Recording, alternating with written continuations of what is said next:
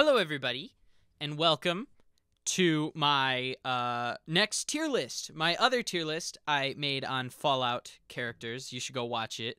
It was okay video, but I don't think I did that good of a job on it. I need to do a better job explaining the movies. I'm going to try to do that in this one. Probably not going to do that good, but we'll see. You should watch this after seeing all the films, obviously, because I think I might say some stuff that's spoilery, but I'm not going to try. But also, all of these movies were released, like, I think Eyes Wide Shut, his last film, was released over 20 or 25 or something years ago. So, do with that what you will. But yeah, my other tier list wasn't that good, but it's kind of like when a stand-up comic first starts doing comedy, he bombs, and then, then he keeps at it, and he becomes George Carlin. So I hope this one is slightly better than my other one, but it'll probably not be the best. You know what? I shouldn't put myself down. This is going to be a bomb-ass tier list, and I hope you all love it. So this tier list is going to be about movies directed by the late, great Stanley Kubrick. I love him. He's my favorite film director. And, without further ado, let's just jump into it. So we're going to start off with 1956's The Killing, directed by Stanley Kubrick, obviously. So this follows a career criminal named Johnny Clay, and he recruits a bunch of other people, a sharpshooter, a crooked police officer, a guy named George, and then a bartender guy, among a bunch of other people for a heist of a horse race track. He's doing this for one last job to get some money before he stops being a criminal and he marries his fiancée. But his wife ends up, not to spoil it or anything, she ends up hatching a scheme of her own to interfere with his horse race heist. This movie has such iconic imagery that it has been used by many other directors.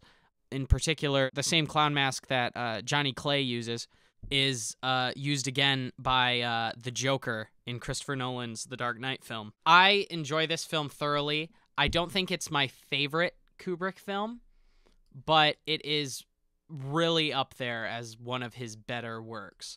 I think that this movie should go in... I don't know if I want to put an A tier, but I think this is a B tier one.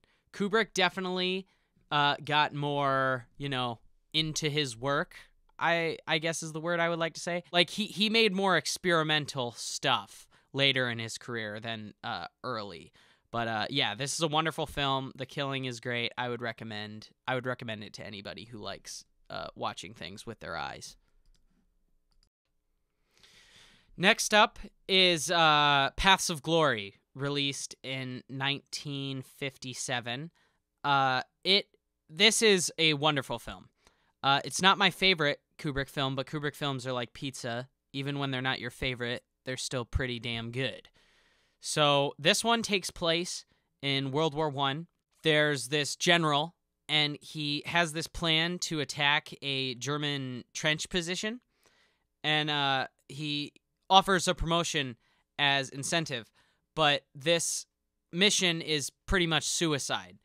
The general gets Kirk Douglas's character to plan out the attack, and of course it ends in disaster like he thought it would, and then he court-martials 3 random soldiers to try to, save face, act like he wasn't responsible for this. But that's just like a small synopsis of the film. But the film is shot beautifully. You kind of expect that from everything Kubrick does, but in this film especially, it looks absolutely stunning. And also, I have to mention that Kirk Douglas is absolutely phenomenal in this film. This is one of his greatest performances of all time. So I think if I were to put Paths of Glory somewhere on this list, I think it goes solidly... See, I've done nothing but say good things about it, but it's just the other ones are so much better. But if you're taking this film on its own merit, I think it's an A-tier film. A-tier. Next up is Spartacus, released in 1960. I feel like everybody has seen this film or, knows the story of Spartacus, so I'm not going to waste any time explaining it. Spartacus is a great movie, don't get me wrong, but I think that this is kind of Kubrick's most safe film. This is his, just by-the-book film. He didn't really take a lot of chances. It has wonderful practical effects. I think that this is a great film, but I think it is definitely Kubrick's most average work. So, that being said, I think I am going to put this firmly in C tier. It's not even close to being bad.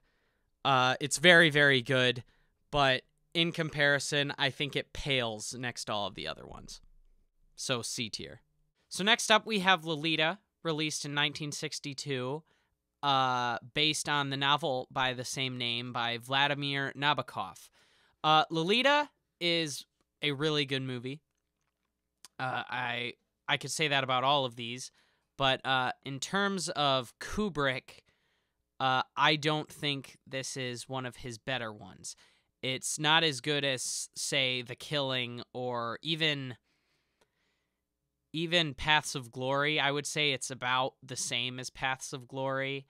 So it's basically about, James Mason is absolutely phenomenal in this film, as he is in pretty much everything he's in. I love James Mason as an actor.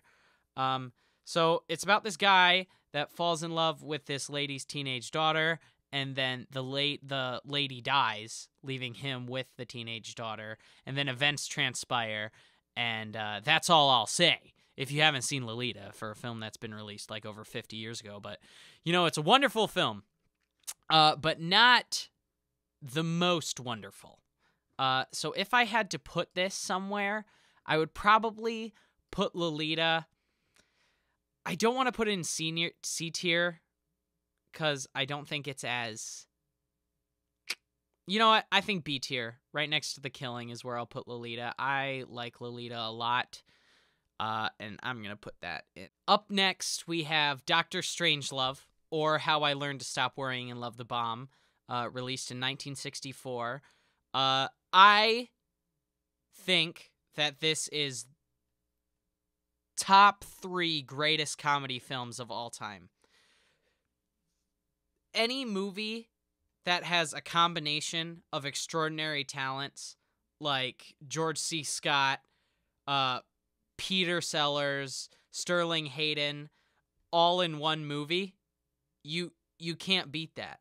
It is one of the most mind-blowing comedies of all time, and also a vastly intelligent satire of the sort of humorous nature of the Cold War.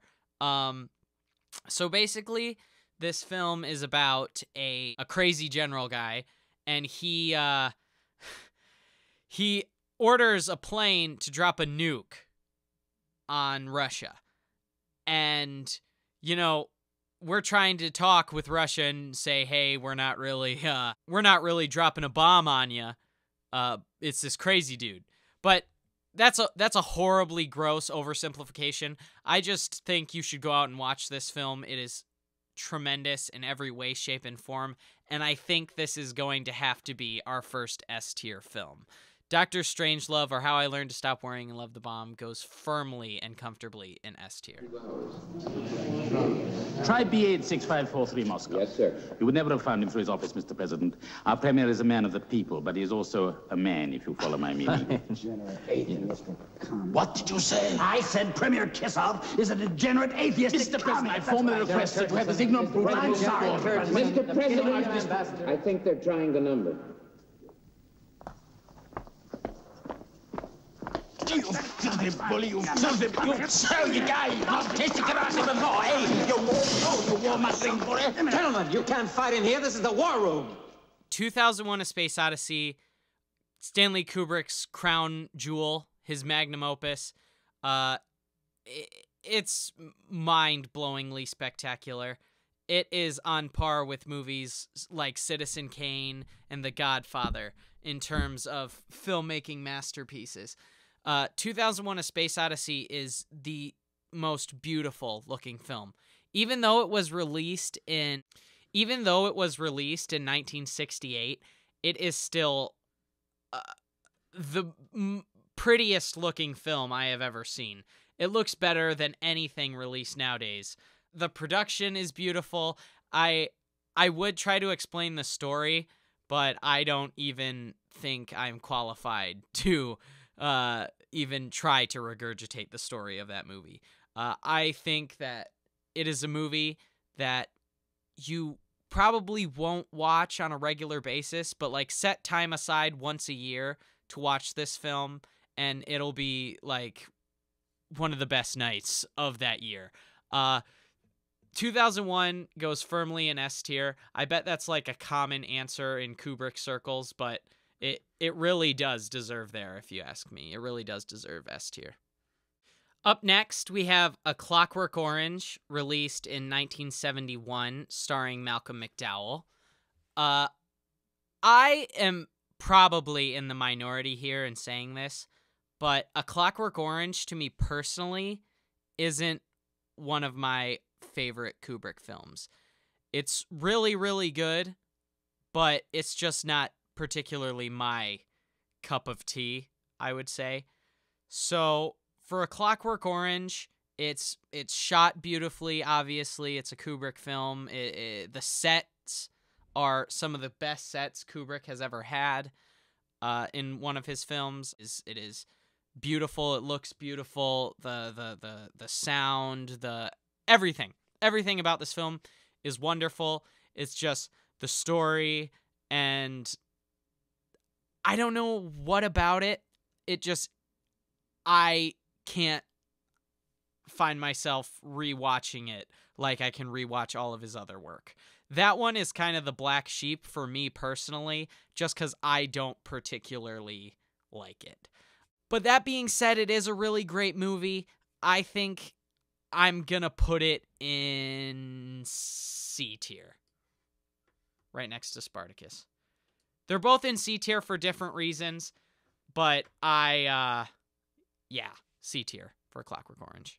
Now we got Barry Lyndon, a movie I have been dying to talk about in any public forum. This is my personal favorite Stanley Kubrick film. That is another thing that I am in the minority about. I can't explain why I love this film so much. I just do. This is Kubrick's greatest work, if you ask me. It looks beautiful. It's the most realistic looking period piece, if you ask me. The whole set was lit by candles because Kubrick was that interested in the authenticity of the production. Barry Lyndon, released 1975, follows this guy. I forgot his name before he became Barry Lyndon. He has this girl that he likes. That's also his cousin. Is also his cousin. But anyway, this girl he likes, that's his cousin, wants to date this other guy, so he kills him in a duel. Then he dips out and he joins the military during the 7-Year War. And events transpire, and eventually it becomes like Citizen Kane. That was a horrible... I'm going to retry that. Barry Lyndon is a movie where a man named Edmund Barry goes off into the world, keeps finding himself in different situations, and he eventually becomes the top of the crop of society. And, of course, like all great men in these movies, whether it be Wolf of Wall Street, Citizen Kane, or name it, he has a fall from grace. And how those events transpire are amazing. The writing, the directing, the acting by Ryan O'Neal is fantastic. I can't say anything else about this film that you can't find out for yourself by just watching it. Barry Lyndon is the greatest period piece ever in my eyes. So, yeah, I think I did a better job that time. So, Barry Lyndon, no surprise, goes directly in A tier. S tier. Oh, God. S tier. S tier film, Barry Lyndon. I am going to talk about the greatest horror film I've ever seen. When Kubrick went out to make this film, he said that he wanted to make the scariest film ever. And I personally agree. The Shining is not the type of movie that scares you by making things jump out at you and a large shrieking violin noise. It's the type of movie that freaks you out by getting in your head. This movie, no one really knows what's going on with it. Except for, obviously Stanley Kubrick did. Famously, Stephen King, the guy that wrote the original book, hated this film.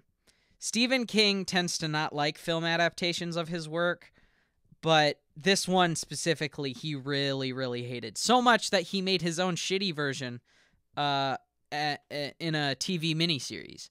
The Shining is one of those films that sticks with you for a long time after watching it. Definitely top 2 even, greatest horror films of all time. I really can't say anything about The Shining that hasn't already been said, but it goes firmly in S tier. I feel like anybody who's seen it would agree with me, and anybody that will see it in the future would agree with me. So The Shining goes firmly in S tier. Well, Stephen King might not agree with me, but that's okay. Who does he agree with? Now we are on to our final 2 movies.